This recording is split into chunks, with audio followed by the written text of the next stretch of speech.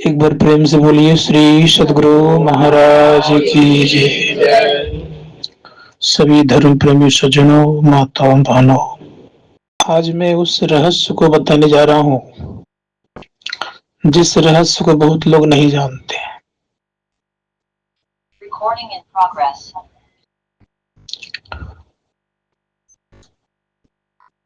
इस धरातल पर बहुत सारे संत आए, बहुत सारे ऋषिगण आए। सभी ऋषिगण, सभी संतों ने वैदिक धर्म का प्रचार किया, जिसमें से कुछ लोगों ने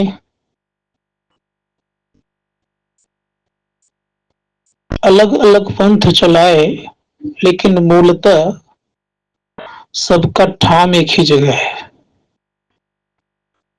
चाहे वो जैन हो, बौद्ध हो, ईसाई हो, कोई हो, लगभग सब कोई मुक्ति और मोक्ष चाहते हैं। सभी धर्मों में अकर्तव्य कर्म करने नहीं कहा जाता है,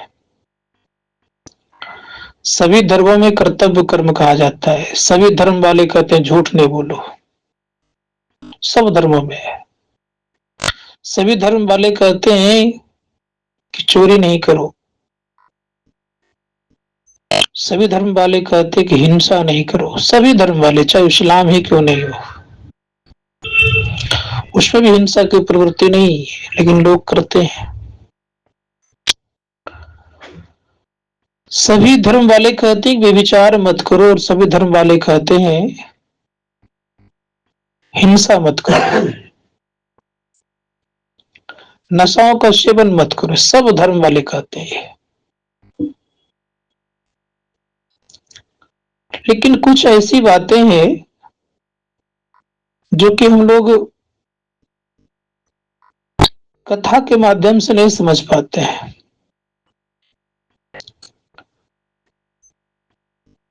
मनुष्य की जिंदगी इस तरह टिकी हुई है,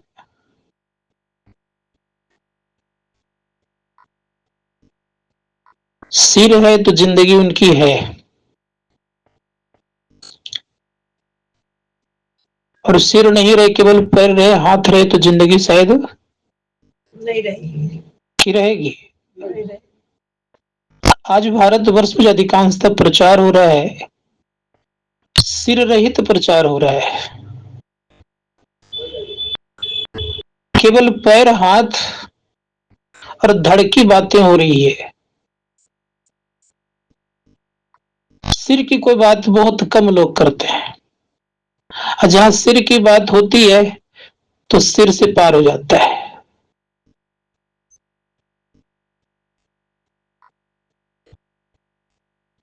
तो सिर की बात होगी तो सिर से पार हो रहा है।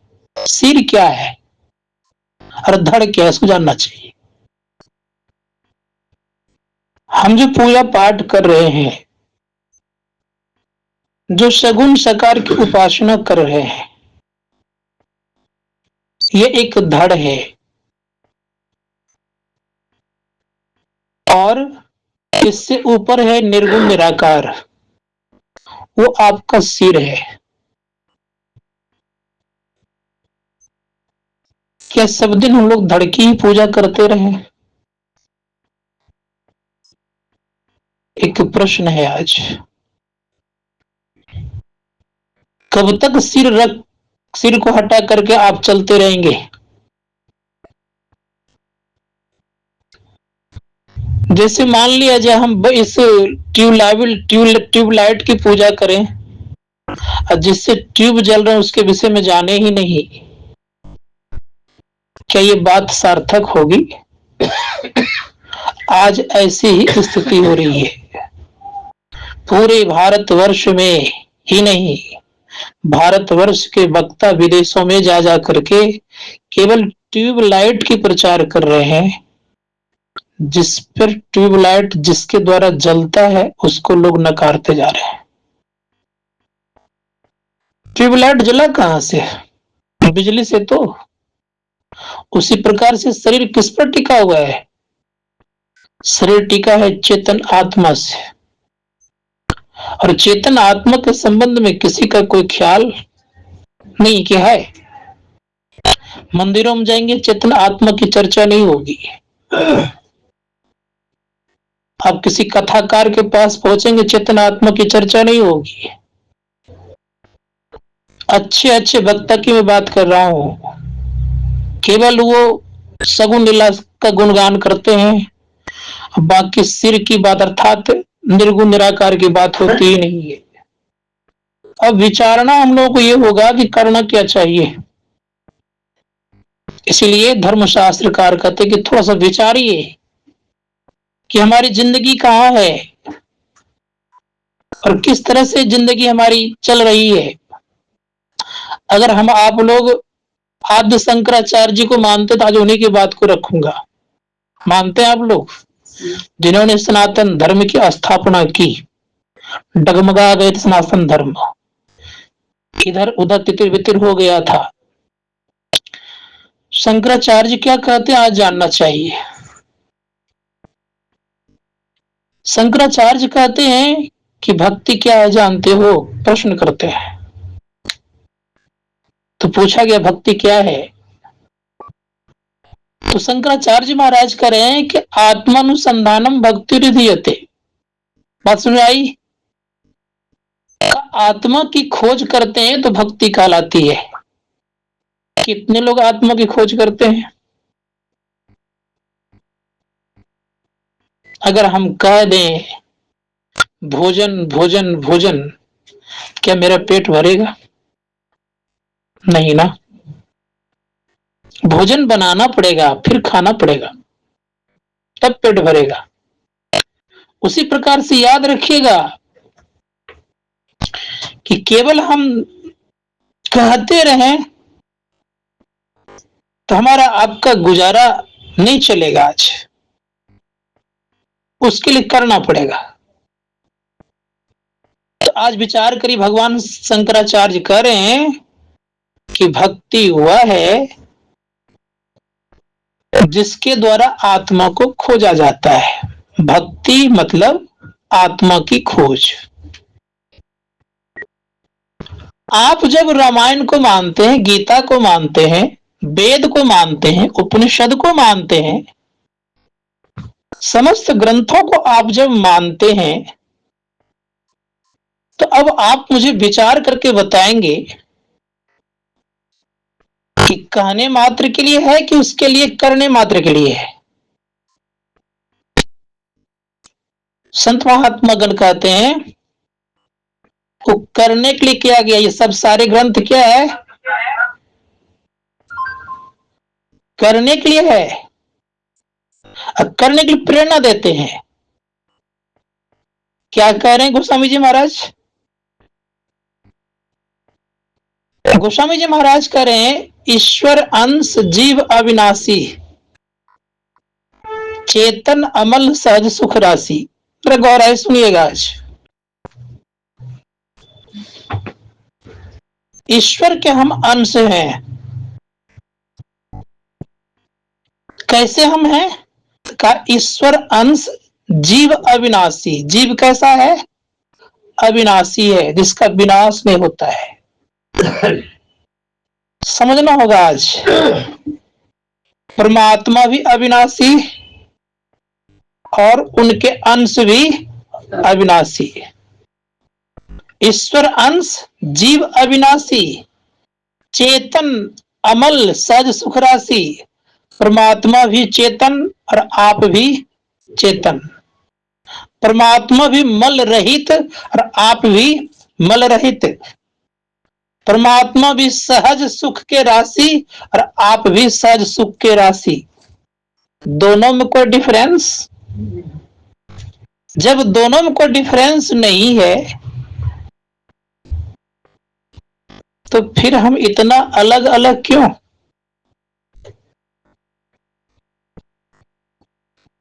थोड़ा सही दिमाग सोचेंगे तब कि हम अलग कहां हैं। हम जीव क्यों कहला गए, ये प्रश्न है। जब हम एक हैं, उनके अंश हैं, सब कोई कहते हैं कि पिता पुत्र का अंश होता है, कहते कि नहीं कहते आप लोग? जब हम परमात्मा के अंश हैं तो भिन्नता ज्यादा तो नहीं होनी चाहिए, फिर भिन्न क्यों हमें, अलग क्यों है? हम अलग हो कैसे गए? एक कहानी के माध्यम से आप समझ जाएंगे। एक राजकुमार को कुछ पैसा हाथ लगा, वो विदेश चले गए, अपने देश को छोड़कर के विदेश चले गए। विदेशों में जब तक पैसा रहा तब तक बड़ा आराम से खाया पिया घूमा फिरा। पैसा खत्म हो गया, अब वो क्या करेगा? आ तो सकता नहीं, पैसा खत्म हो गया तो। अब एक होटल में नौकरी करने लग गया। नौकरी मतलब जो भी सफाई साफ सुथरा करना हो करने लग गया। संजोग से उस देश में एक महापुरुष का भक्तगण रहता था।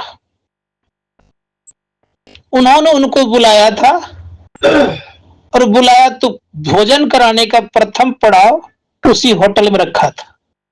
और वो महापुरुष राजा का पुरोहित था। उनको देख लिया, कहा तुम यहाँ पर। अब बेचारे कहते हैं कि क्या करूं, मेरे तो सब पैसे खत्म हो गए, संसार में हम आग, सब पैसे खत्म हो गए, नौकरी करके जीविका चला रहा हूं। पशु पुरोहित ने राजा को खबर किया, पैसा भेजा, पुनः वहां पहुंच गया। अब क्या वो नौकर कहलाएगा? नहीं कहलाएगा। लेकिन यहां क्या कहला रहा था? क्यों कहला रहा था? पूंजी नहीं थी, पूंजी के अभाव में नौकरी कर रहा था, इसलिए नौकर कहला रहा था वो। ठीक उसी प्रकार से याद रखिएगा, हम हो गए हैं जीव। क्यों जीव? इसलिए हो गए हैं कि हम इंद्रियों का नौकरी कर रहे हैं। बात समझ आ रही है? काम क्रोध लोभ मोह मद मात्सर हमारे अंदर में व्याप गया, प्रवेश कर गया। ज्ञान इंद्रियां 5 है, आंख कान नाक जीवा त्वचा। कर्म इंद्रियां 5 है, हाथ पैर मुंह गुदा लिंग। ये 10 इंद्रियों का गुलामी करने लग गए। कौन? जो था परमपिता परमात्मा का संतान, वो 10 इंद्रियों का गुलाम बन गया, और उसके साथ मन लग गया, बुद्धि लग गई, चित्त लग गया, अहंकार लग गया। इन 14 इंद्रियों के गुलामी करने के कारण हम राजकुमार से बन गए नौकर। बात समझ आ गई? संत महात्मा गण कहते हैं इसी के वजह से हम लोग परमात्मा से दूर हो गए। अगर ये 14 इंद्रियां हट जाए तो गोस्वामी जी महाराज कहते जानत तुम ही हो जाए। जब तक 14 इंद्रियां नहीं हटेगी तब तक हम सब दिन चाहे कुछ भी बन क्यों नहीं जाए, हम यहां तक मैं कहता हूं कि संसार की संपूर्ण आप व्यवस्था कर लें, सारी व्यवस्था संसार कर लें आप, लेकिन परमात्मा के दृष्टि में आप जीव ही बने रहेंगे। संत महात्मा की दृष्टि में हम जीव ही बने रहेंगे। जिस प्रकार से याद रखिएगा, वर्णमाला के संपूर्ण अक्षर जितने भी अक्षर होते हैं, उन अक्षरों में केवल पवर को छोड़ करके, प फ ब भ म को छोड़ करके कोई भी ओठ नहीं सटाता है। सबके द्वारा ओठ फड़का रहता है। पवर्ग में एक ऐसी शक्ति है कि ओठ सटा देता है। प फ सटता है, इसमें ब सटता है, भ सटता है, म सटता है, और किसी में म ओठ नहीं सटता है। कहते उसी प्रकार से याद रखिएगा, संसार के संपूर्ण साधना आप कर लीजिए, जब तक आत्म कल्याण करने के लिए आप ध्यान नहीं करेंगे तब तक आपको पवर की प्राप्ति नहीं होगी, अपवर्ग में आप नहीं जाएंगे। इसी संत महात्मा गण कहते हैं कि क्या करना पड़ेगा, तो कह रहे हैं अभी आपने पाठ में सुना, पाठ में आपने ये सुना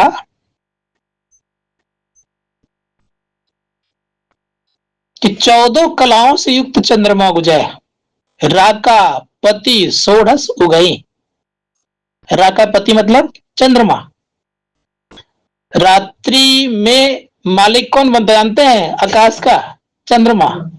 राका पति सोढ़स उगई, तारा गण समुदाय सकल गृंद दबलाई, बिनु रवि राति न जाए। सकल गृंद दबलाई बिनु रवि राति न जाए।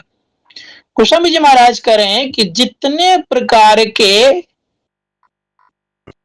गोस्वामी जी महाराज कह रहे हैं जितने 16 कलाओं से युक्त, मतलब 16 कलाओं से युक्त चंद्रमा का उदय हो जाए।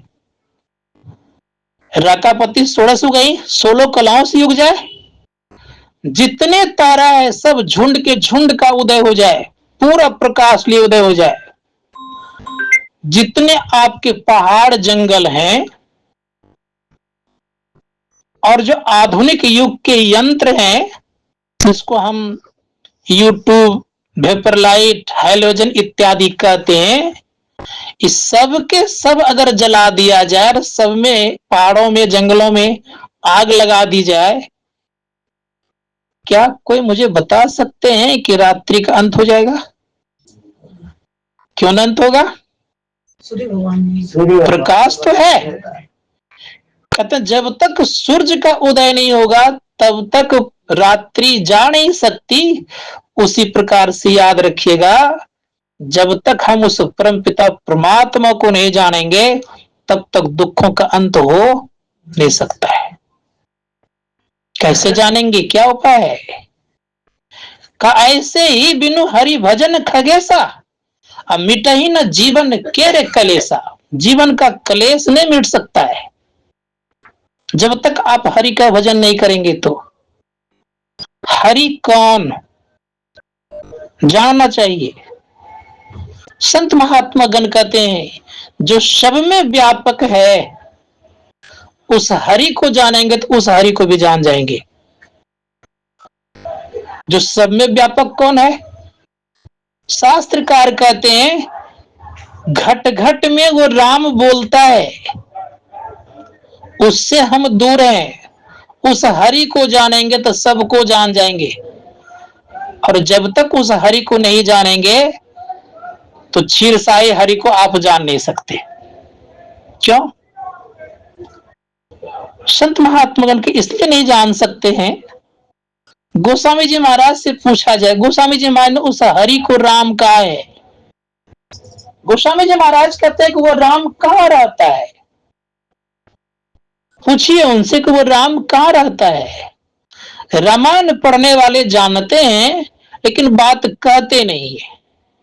गोस्वामी जी महाराज कहते हैं कि वो राम कहाँ है तो बता रहे हैं, करे प्रकृति पार प्रभु सब उर्वासी, ब्रह्म निरी विरज अविनाशी, यहाँ मोह कर कारण नाही, रवि सम तम कबहू की जाए। गोस्वामी जी महाराज कह रहे हैं कि प्रकृति के पार में है, हम प्रकृति में खोज रहे हैं, क्या मिलेगा? संसार प्रकृति है, जितने मंदिर प्रकृति के अंतर्गत आता है, जितने धाम है सब प्रकृति के अंतर्गत आता है, जितने तीर्थ हैं सब प्रकृति के अंतर्गत आता है। गोस्वामी जी महाराज क्या कर रहे हैं? नहीं बोलेंगे? गोस्वामी जी महाराज कह रहे प्रकृति पार। मैं नहीं कह रहा हूं, ढूंढ कह रहे हैं हम लोग प्रकृति में, और वहां वो कह रहे पार में। तब किनकी बात मानो? गोस्वामी जी की बात मानो, जो कि बाहर ढूंढो उनकी बात, किनकी बात मानो? यद्यपि रामायण को विश्व का सर्वश्रेष्ठ ग्रंथ माना जाता है, सभी भाषाओं में यह अनुवाद हो चुका है।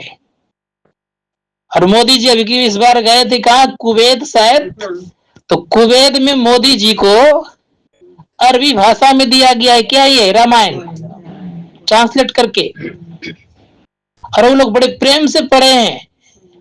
अब विचार करके देखिए कि संपूर्ण भाषाओं में रामायण का टीका हो चुका है। ट्रांसलेट हो चुका है। और वहां कह रहे हैं गोस्वामी जी महाराज कि प्रकृति के पार में प्रभु है। विचारिए थोड़ा सा, हम लोग खोज कर रहे हैं प्रकृति में, तो कभी मिलेगा? नहीं मिलेगा। तो खोजवाने वाले भी गलती कर रहे हैं और खोजने वाले भी। संत महात्मा गण कहते इसलिए विचारना होगा कि कहां जाना होगा। अब हमें प्रकृति के पार जाना कैसे है, ये जानना चाहिए। किन्हीं के मन में अगर संशय हो तो बोलिएगा बाद में, प्रकृति के पार जाना कैसे है? अगर गीता को मानते हैं, कितने लोग हाथ उठाइए। गीता को सबको मानते हैं, और भागवत महापुराण को वही मानते हैं। चलिए, मानने वाले यहाँ सबको बैठे हुए हैं, लेकिन मैं कभी कभी कह दूं नहीं मानते हैं तो बुरा नहीं मानिएगा। और अभी शायद हमको बहुत लगता है कि लोग नहीं मानते हैं, बहुत लोग मानते हैं, बहुत लोग नहीं मानते हैं। भगवान श्री कृष्ण कहते हैं कि हे उद्धव, भागवत महापुराण में कह रहे हैं कि हे उद्धव, पहले तो भगवान श्री कृष्ण से पूछते हैं कि प्रभु आपका ध्यान कैसे लगाया जाए। पहला प्रश्न है, ये भागवत महापुराण की बात कर रहा हूं। पूछते हैं कि हे प्रभु आपका ध्यान कैसे लगाया जाए। तो भगवान श्री कृष्ण कहते हैं कि पहले मेरे संपूर्ण शरीर का ध्यान किया जाए, फिर मेरे मुस्कान युक्त चेहरे का ध्यान किया जाए। सुनिए जरा गौर से। फिर भगवान श्री कृष्ण कह रहे हैं उद्धव से कि सम आसन आसीना सम का यथा सुखम हस्ताबुत अधाया श्वानशाग्रे कृतेशना। भगवान श्री कृष्ण कहते हैं कि सुख पूर्वक सम आसन में बैठ जाओ। फिर क्या कहा उन्होंने कि धड़, गर्दन और सिर को सीधा रखो। स्वनसाग्र कृते क्षणा, और नसाग्र में देखो। ये कह रहे भागवत महापुराण में। श्रीमद् भगवत गीता के 6ठे अध्याय में भगवान श्री कृष्ण क्या कहते हो जानिए। भगवान श्री कृष्ण कहते हैं समम काय शिरो ग्रीवम धार्यम चलम स्थिरम संप्रेक्ष नसाग्रम सदसच्चानवलोकयन। भगवान श्री कृष्ण कहते हैं कि समम काय, काय मतलब शरीर, काया को सीधा रखो, एवं सम रखो। सिरो ग्रीवम धार्यम चलम, ग्रीवा कहते हैं गला को, और सिर हेड को, का सबको सीधा करो और दिशाओं को छोड़ करके देखो। किसको? का 10 दिशाओं को छोड़ करके नशाग्र में देखो। अब आप बताइए कि भगवान श्री कृष्ण करेंगे ये क्रिया करोगे तो तुम प्रकृति के पार चले जाओगे। इसी बात को थोड़ा सा भगवान राम किससे पूछ लिया जाए कि आपका क्या विचार इस मत इसमें। तो भगवान श्री राम क्या कहते हैं, किन से कहेंगे? वो भी तो अपने प्रियजनों से कहेंगे। उनके सबसे प्रियजन कौन? हनुमान जी। तो हनुमान जी को क्या कहते हैं उसे सुनिए। भगवान श्री राम कहते हैं कि हे हनुमान, हमारे और तुम्हारे में क्या फर्क है? ये प्रश्न है, भगवान राम पूछ रहे हैं। तो भगवान राम जब पूछे तो हनुमान जी उत्तर देते हैं कि हे नाथ, आप में और मुझ में इतना ही फर्क है कि जीव रूप में मैं आपका अंश हूं और आप मेरे अंशी हैं, लेकिन देह रूप में आप मेरे स्वामी हैं, मैं सेवक हूं। लेकिन प्रभु तत्व रूप में जो आप हैं सो मैं हूं, दोनों में कोई फर्क नहीं है। इसीलिए निवेदन है कि जो आप हैं प्रभु सो मैं हूं, दोनों में कोई फर्क नहीं है। अब भगवान श्री राम कहते हैं हनुमान जी से कि हे हनुमान, तत्व रूप में जब कोई फर्क नहीं है तो क्या करो सो जानो। तो भगवान श्री कृष्ण कहते हैं, भगवान श्री राम कहते हैं बड़े प्रेम से कि तुम बहुत सारे शास्त्रों में जो उलझे हुए हो, कोई लाभ नहीं है। भगवान राम कह रहे हैं, उपनिषद में स्पष्ट खोल के कहते हैं बहुशास्त्र कथा कंथारो मथेन वृथेव किम अन्वेष्टव्यम प्रत्नेन मारुतः ज्योतिरंतरात्मा है वायुसुत हनुमान। बहुत सारे शास्त्रों को पढ़ने से कोई लाभ नहीं है, अंतर की ज्योति की खोज करो। सबके अंदर में ज्योति है। और भगवान राम कह रहे हैं किनको? हनुमान जी को। अब सोचिए, जब भगवान राम ही हनुमान जी कह रहे हैं कि ज्योति की खोज करो, तो ना हम भगवान राम की बात मान रहे हैं, ना ही भगवान कृष्ण की बात मान रहे हैं, और ना ही गोस्वामी जी की बात मान रहे हैं। तो चलिए भगवान शंकर को मानने वाले से पूछ लेता हूं कि आपका क्या राय है। आप तो कुछ कहते होंगे, तो भगवान शंकर के दिव्य जानना चाहिए। योग शिखोपनिषद भगवान शंकर कहते हैं मां ब्रह्मा जी से। ब्रह्मा जी जिज्ञासा करते हैं कि मैंने संसार के जीवों की रचना कर दिया है, मुझे दया आती है कि संसार के जीवों का कल्याण कैसे होगा। उसमें से मानव श्रेष्ठ है, मानव का कल्याण कैसे होगा, बताने कृपा करें। भगवान शंकर कहते हैं कि मेरा जो अपना विचार वो रख रहा हूं। भगवान शंकर ने कहा, बिंदुनाद महालिंगम शिव शक्ति निकेतनम देहं शिवालयं प्रोक्तम सदम सर्वदेहिनाम। बिंदुनाद जो है ये महालिंग है, इस शिव शक्ति को घर कहा। इस शरीर में सभी प्राणियों को सिद्धि मिलती है। अब विचार करिए, जो बात भगवान कृष्ण कह रहे हैं वही बात भगवान राम कह रहे हैं, वही बात भगवान शंकर कह रहे हैं, वही बात कह रहे हैं गोस्वामी जी महाराज। वो तो केवल प्रकृति को पार होने के लिए कह रहे हैं, ये तीनों फॉर्मूला बता रहे हैं कैसे पार होंगे। लेकिन गोस्वामी जी महाराज भी कहते हैं कैसे पार होगे। वहां तो उन्होंने किसी का नाम नहीं लिया, केवल कहा कि ये क्रिया करोगे तो पार हो जाओगे। लेकिन उन्हें सांकेतिक भाषा में गोस्वामी जी महाराज कहते हैं, लोचन चातक जिन करी राख है निद्रही जलधर अभिलाख है।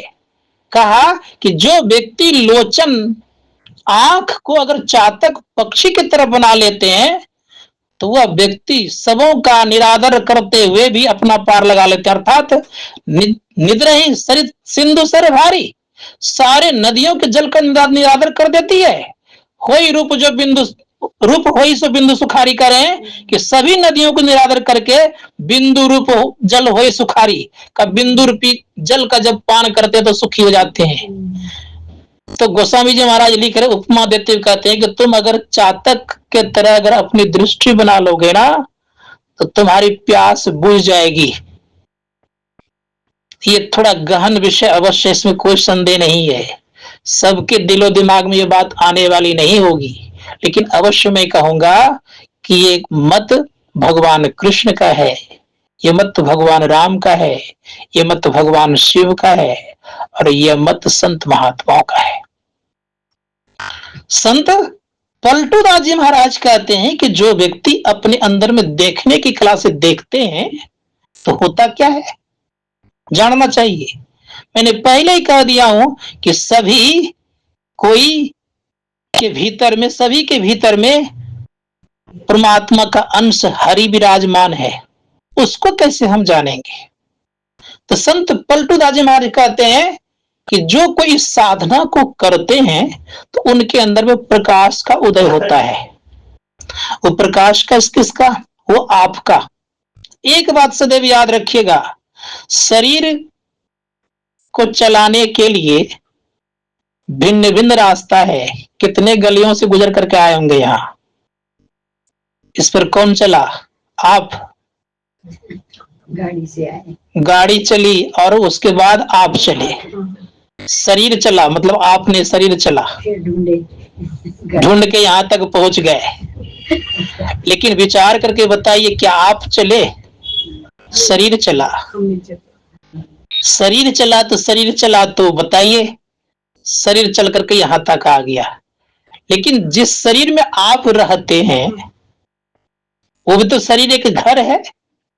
उस घर में केवल अकेले आप रहते हैं? उस घर में परमपिता परमात्मा भी विद्यमान है। विचार करिए थोड़ा सा, क्योंकि अकेले आप रह नहीं सकते। पिता है तो पुत्र है, सदैव याद रखिएगा। अब दोनों एक ही जगह हैं, अलग अलग दूर, ज्यादा दूर नहीं है। संत महात्मा गण कहते हैं कि जब एक ही जगह हैं दोनों तो क्या करना चाहिए? मुलाकात तो होनी चाहिए, लेकिन हो नहीं रही है। वजह क्या है? शास्त्रकार कहते हैं वजह यह है कि जिस रास्ते से पिता के पास जाते हैं उधर हम जाते नहीं है। कहेंगे क्या इसमें भेद है भाई? तो हम रोज जाते हैं नीचे के तरफ, अब पिता हमारे ऊपर के तरफ है। बात समझ में आ रही है? एक बॉर्डर केवल है।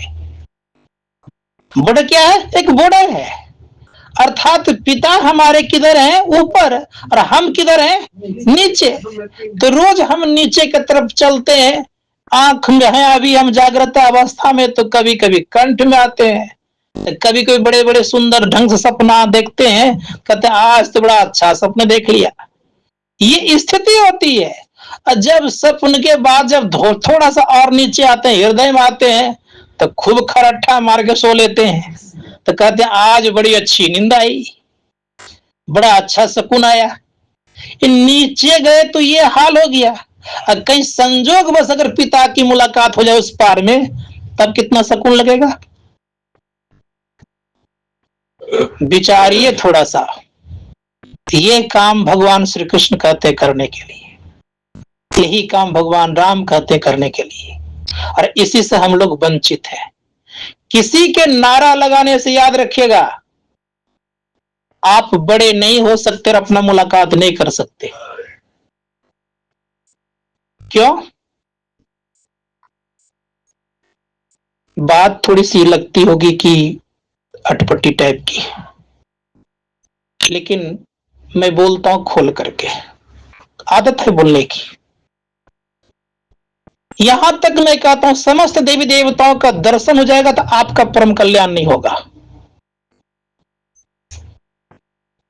कहेंगे कैसे कल्याण नहीं होगा? यह प्रश्न उदय हो सकता है। हम लोग हैं अंधकार में, इसलिए जीव कहला गए। देवता गण है प्रकाश में, हमसे थोड़ा ऊपर है, सूक्ष्म मंडल में है। बात समझ आ रही है? अब मान लिया जाए जितने चीज हम लोगों के पास है उतने चीज उनके पास भी है। हमारे पास भी 5 इंद्रियां हैं और उनके पास भी 5 इंद्रियां हैं। बात समझ आ रही है? अब गोस्वामी जी महाराज कहते हैं विनय पत्रिका में कि 5 ही 5 परस रस गंध शब्द और रूप, इनकर कहा न कीजिए बहुरी पड़ भवकूप। उनके पास भी 5 और मेरे पास भी 5। वो हमसे ज्यादा इस 5 के अनुकूल चलते हैं। कौन? देवगण। हमें तो कर्म करने का अधिकार है, उनको भी कर्म करने का अधिकार नहीं है। विचार करके देखिए कि अगर उनका हम दर्शन कर लेंगे तो क्या मेरी मुक्ति होगी? मेरा परम कल्याण होगा?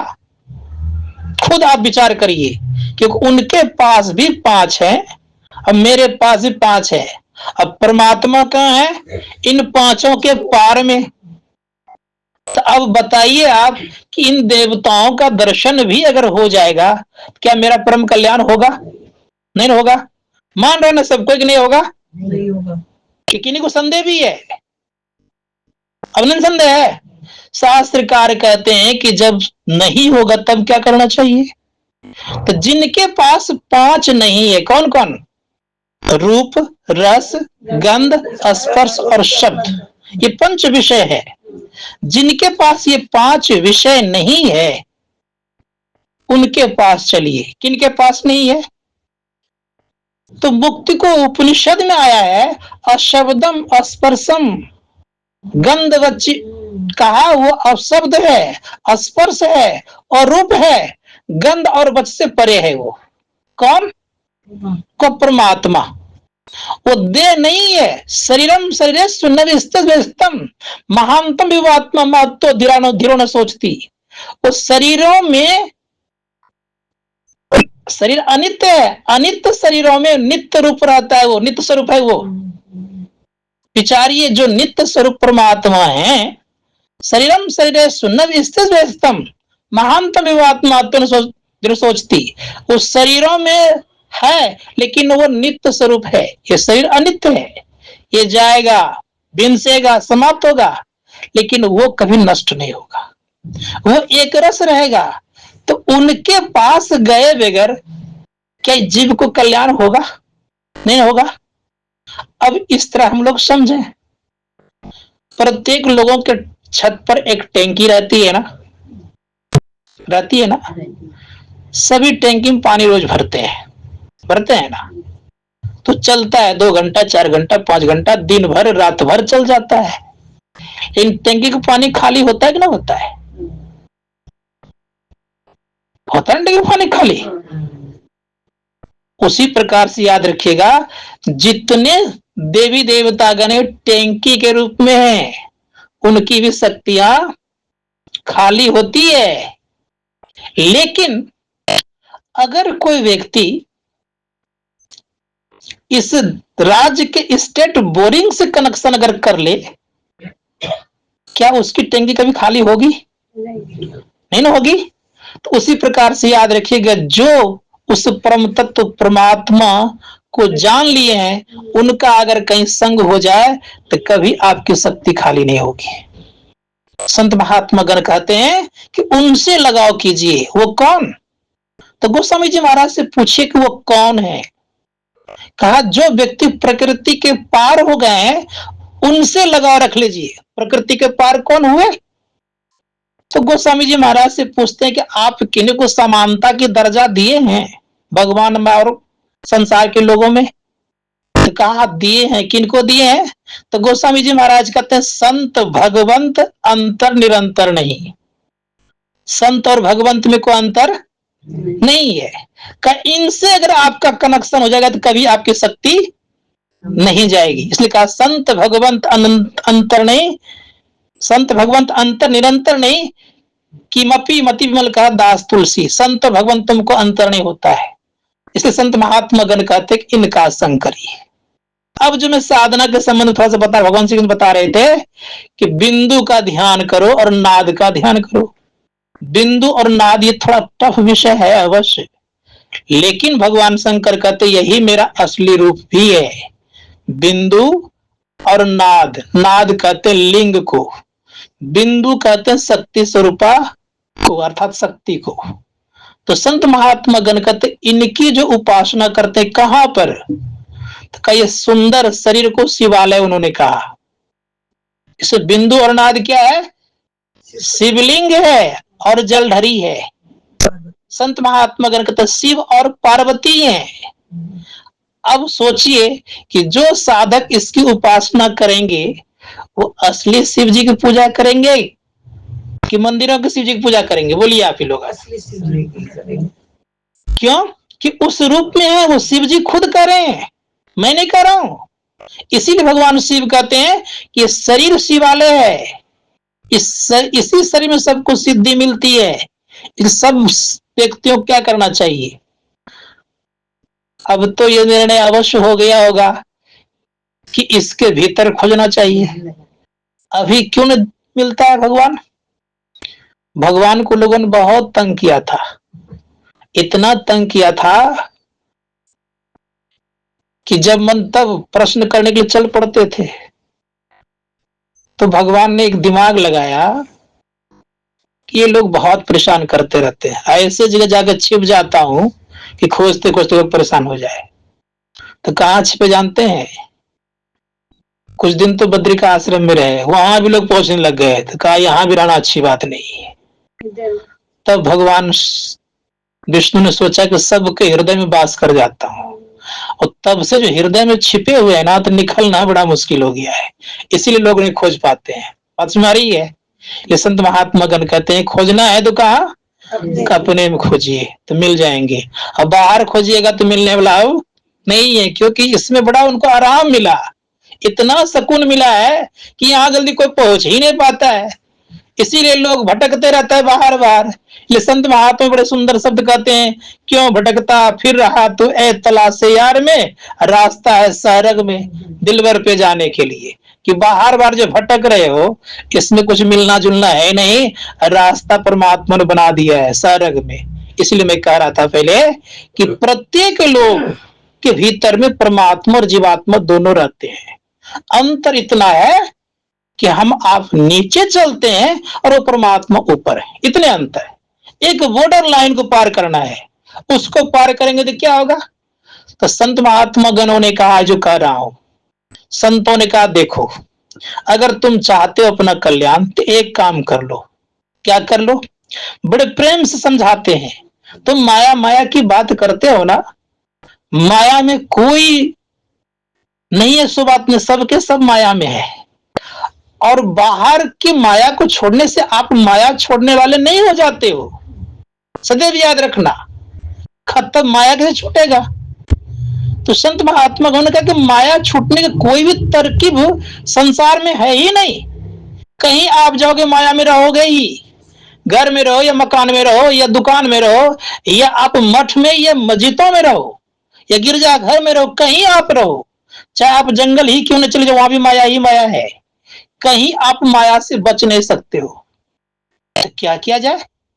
शास्त्रकार कहते उपाय है। का क्या? का भीतर से अगर आप माया से छूट गए तो ऊपर से भी छूट जाएंगे आप।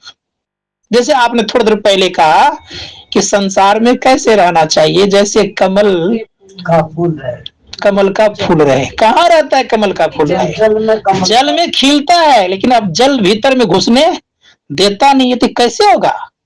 उसके ऊपर एक ऐसा परमात्मा ने बना के रखा है जो कि पानी ठहरता ही नहीं है, अर्थात उसको कह लीजिए वाटर प्रूफ। ठीक है, उसके अंदर पानी नहीं आता है। तो आप भी उस तरह की अगर व्यवस्था कर लेते हैं तो माया रूपी जल वहां जा नहीं सकती है। वो क्या है? संत महात्मा गणों ने कहा कि वो चीज क्या, जान लीजिए आज क्या है। कहा वाटर प्रूफ कमल में है। तो उदाहरण दिया संत महात्मा ने कि इस तरह रहोगे तुम्हें माया कुछ नहीं करेगी, तुम्हें दुख नहीं होगा, लेकिन रह पाएंगे नहीं रह पाएंगे। कारण कि जब तक भीतर से वाटर प्रूफ नहीं होगा तब तक आप जल में रहेंगे, माया रूपी जल में रहेंगे। वाटर प्रूफ क्या है? तो परम पूज्य गुरुदेव कहते हैं कि हमारे अंदर में 3 प्रकार के पर्दे हैं। उन तीनों प्रकार के पर्दों को अगर पूर्ण रूपेण से पार कर जाओगे ना तो तुम पूर्ण रूपेण से वाटर प्रूफ हो जाओगे। तुम्हारे अंदर माया रूपी जल पहुंच नहीं सकती। वो क्या है? तो कहा कि पहला है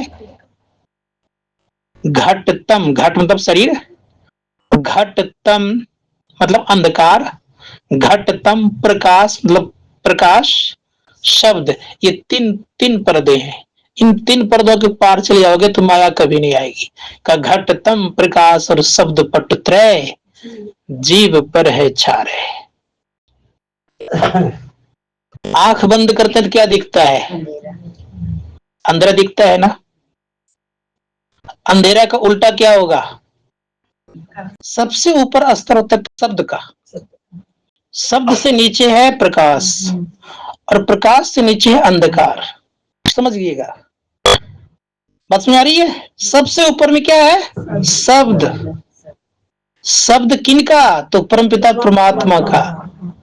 और प्रकाश से, शब्द से फिर प्रकाश बना है, और प्रकाश होने के बाद अंधकार क्यों हो गया, आप बोल सकते हैं? आप अज्ञानता में आ गए। बोलिए कोई, अब इसका उत्तर दीजिए कैसे बना। हम लोग जड़ से मिलावट होती चली गई ना हमारे इंद्रियों में, हम लोग समझे ही नहीं। प्रकाश की उत्पत्ति कैसे हुई? अब नहीं, शब्द के बाद प्रकाश के बाद अंधकार है, कैसे हो गया अंधकार? आप इसको सदैव जानिएगा कि प्रकाश में कुछ कालापन रहता है।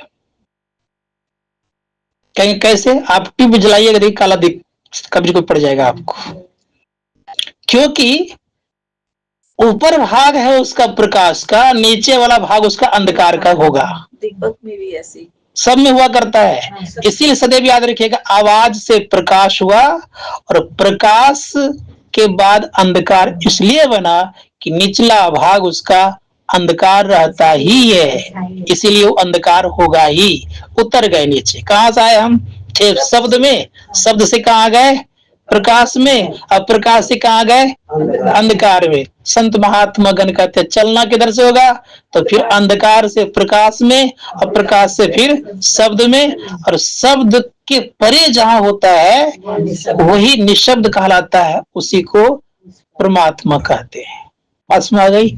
सदैव याद रखिएगा कि हम निचले पैदान पे आ गए हैं, निचले पैदान पे हैं, अंधकार में हैं। अंधकार इसलिए हुआ करता है कि ज्यों ज्यों ऊपर से हम नीचे आते हैं त्यों तो हमारे अंदर में गंदगी बढ़ती जाती है। ध्यान दीजिएगा थोड़ा सा। जैसे आकाश से पानी गिरता है, स्वच्छ रहता है,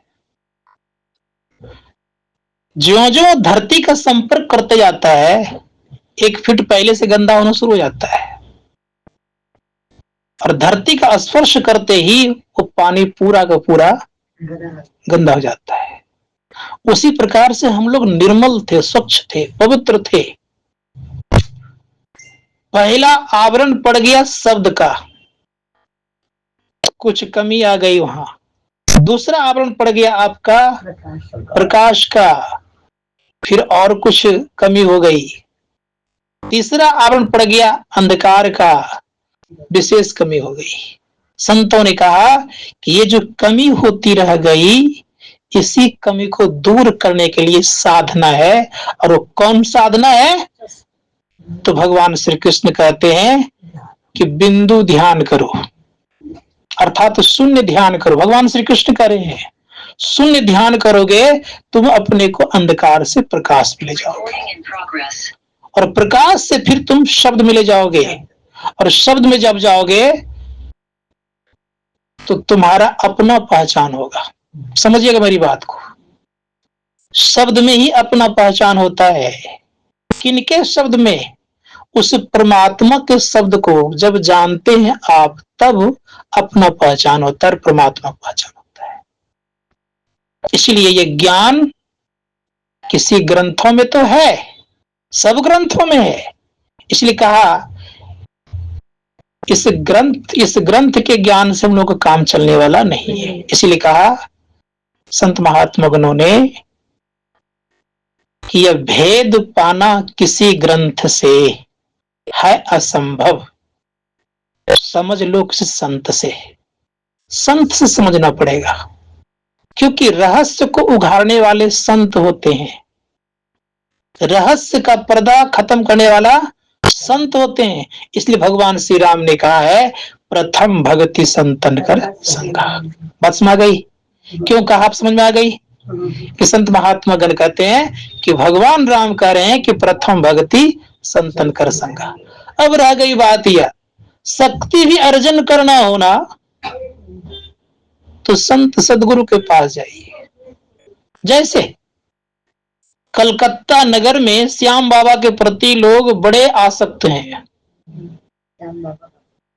बहुत आसक्त हैं, इतने आसक्त हैं कि अरबों खरबों खर्चा कर देते हैं, लेकिन श्याम बाबा ने जो काम किया वो काम करने वाला कोई तैयार नहीं है। केवल क्या लेते हैं? क्लियर बोलता हूं मैं, केवल मोर का पंख शरीर पर ठुकवा लेते हैं, इससे चाहते हैं कि मेरा कल्याण हो जाएगा। ये कदापि होने वाला नहीं है। श्याम बाबा ने क्या किया जानिए, आज खोल के बताता हूं मैं। सबसे पहले उनके गुरु कौन थे? सबसे पहले उनके गुरु दादी, उनकी दादी का नाम हिडम्बा। शांत रहिएगा थोड़ा सा। दूसरे गुरु कौन बने? भगवान श्री कृष्ण। भगवान श्री कृष्ण ने उनको भेजा कहां? तो विजय सिद्ध सेन के पास, क्या वहां आ जाओ। वो देवी के उपासक थे। ध्यान दीजिएगा थोड़ा सा। जुक्ति बता दी कि तुम्हें शक्ति अर्जन करनी है तो ये काम करो। बेचारे ने तप किया। तप करने के बाद देवी ने उनको दर्शन दिया, 3 शक्तियां दी उनको, 3 बांध दिया गया उनको। 3 बाण इतने शक्तिशाली था कि चाहता तो महाभारत के युद्ध एक बाण में समाप्त कर देते। इस परीक्षा को भगवान श्री कृष्ण लिए भी चाह रहे थे महाभारत के युद्ध में सम्मिलित होने के लिए। ब्राह्मण का वेश बना करके भगवान श्री कृष्ण कहते, कहाँ जा रहे हो? महावीर जा रहे हो? कहा युद्ध करने के लिए। कहा किन के पक्ष में लड़ोगे? कहा हमारे गुरु ने कहा है कि जो पक्ष निर्बल हो उसी पक्ष में लड़ना है। यही काम करोगे? कहा अच्छा ये बताओ, अगर कौरव निर्बल हो गया तब क्या करोगे? कहा उधर चला जाऊंगा।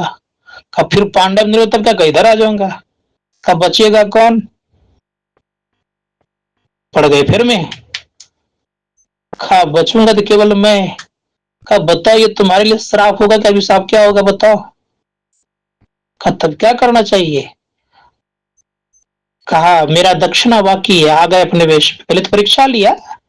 परीक्षा में पहले ये लिया कि तुम्हारे कितनी शक्ति है, 3 बाण लेके जा रहे हो महाभारत युद्ध करने के लिए। कहा 1 बाण से खत्म कर दूंगा। कहा दिखाओ तो।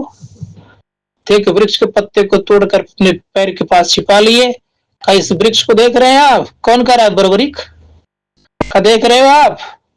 1 बाण में संपूर्ण पत्ते को छेद कर दूंगा। कहा दिखाओ तो। दिखाया तो सच में छेद कर दिए। एक पत्ता जो तोड़ के रखा था वहां भी पहुंच गया तीर। भगवान श्री कृष्ण कहते वास्तव में खत्म कर देगा, इसमें कोई संदेह नहीं है। तब कहते हैं कि तुम जो युद्ध करने जा रहे हो किसके पक्ष में लड़ोगे? कहा गुरुजी ने मुझे ऐसे ही कहा है। और कुछ नहीं कहा? कहा कुछ नहीं। कहा तुम्हारे लिए अभिशाप बन जाएगा। इसलिए भगवान श्री कृष्ण अपने रूप में आते हैं। कहा मेरी दक्षिणा, मैं तुम्हारा गुरु भी हूं। कहा क्या दूं? कहा जो तुम्हारे अनमोल चीज है, हमें तुम्हारा शीश चाहिए। शीश काट के दे दी। अब इसलिए एक बात आप लोगों को माननी पड़ेगी, ये तो विचार करना पड़ेगा। शीश काट के दिए तो उसकी माता का नाम क्या था मालूम आप लोग? मौरवी। मौरवी आती है तलवार लेके, अत्यंत शक्तिशाली वो भी थी। कृष्ण के ऊपर प्रहार कर देती है। मैं तुम्हें मार दूंगी, तुम बहुत छलिया हो, तुमने किस तरह से मरवा दिया इसको, मेरे पुत्र को। कहा मैंने नहीं मरवाया, तो अपने पुत्र से पूछो। कहा ये कैसे बोलेगा? कहा बोलेगा, पूछो तो पहले। कहा कि मां मैंने स्वयं अपने से शीश काट के दिया है। विचार करके देखिए, भगवान श्री कृष्ण ने आशीर्वाद दिया कि तुम्हारा कलयुग में मेरे नाम से पूजा होगी। क्या बर्बरी को आत्म कल्याण हुआ? हाँ या ना? खाली उत्तर दीजिएगा। नहीं हुआ। नहीं। बुद्धिमान लोग आप लोग विचार कर बता सकते हुआ? नहीं हुआ। तो कल्याण तो हो ही गया उनका। भगवान ने जो है महाभारत का युद्ध तो उन्होंने ही देखा केवल सच्चाई के उसके ऊपर में उन्होंने अपने प्राण दे दिए। अब वो तो देखना पड़ेगा ना क्या करना है और क्या कर दे। तो देखिए पहले शीश काट के दिया, ठीक है, महाभारत के युद्ध को देखा। हाँ। लेकिन क्या बर्बरी का उस समय तक कल्याण हुआ? उस समय नहीं, अभी कल्याण। माता जी इसको समझना पड़ेगा, बड़ा गहराई वाला विषय है ये। आप समझाइए। ये समझना पड़ेगा हम लोगों को आज। अगर कल्याण हुआ होता, कल्याण का मतलब क्या होता है इसको पहले जान लीजिए, तब हमको बोलिएगा तो अच्छा लगेगा। कल्याण का मतलब क्या होता है? कल्याण का मतलब होता है कि जीव को पीव से मिला देना। बार बार इस जीवन में नहीं आना, ठीक है, जीव को पीव से मिला देना। एक बूंद पानी का कल्याण तब होता है जब वो पानी का बूंद समुद्र में मिल जाता है, तब कल्याण होता है। शक्ति प्रदान, शक्ति मिल जाना एक कल्याण नहीं है, अपार शक्ति है। कल्याण तो तब होता जब भगवान श्री कृष्ण ने अपने मिला लेता।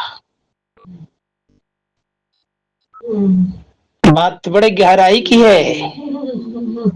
कल्याण तो तब होता जब अपने मिला लेता। जीव का कल्याण पिता के मिलने में,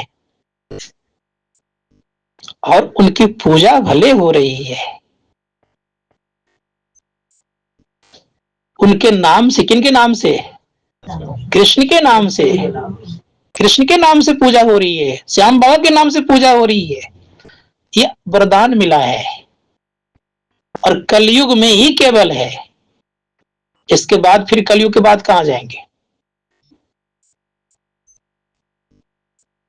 संसद नहीं हो रहा है मेरी बात से। कलयुग के बाद फिर कहां जाएंगे? संत महात्मा गुरु ने कहा कि जब तक जीव को पीव से नहीं मिला देते हैं, तब तक कितनों आप शक्तिशाली हो जाए, आपका परम कल्याण नहीं है।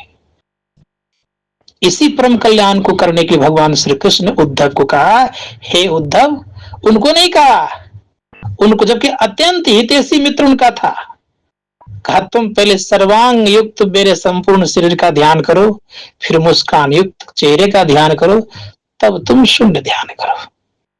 अशून्य ध्यान के संबंध में संत महात्मा गुरु ने कहा, शून्य ध्यान सबके मन माना, तुम बैठो आत्म अस्थाना। ये संत कह रहे हैं कि शून्य ध्यान सबके लिए मनाने वाला, मन को मनाने वाला है।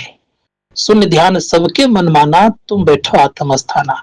मन को मनाने वाला अगर कोई क्रिया है तो शून्य ध्यान है। शून्य ध्यान करेंगे तो एक दिन शब्द मिलेगा, और शब्द को प्राप्त करेंगे तो एक दिन जहां से शब्द आ रहा है वहां पहुंचेंगे, और वहां पहुंचेंगे तो जीव का परम कल्याण हो जाएगा।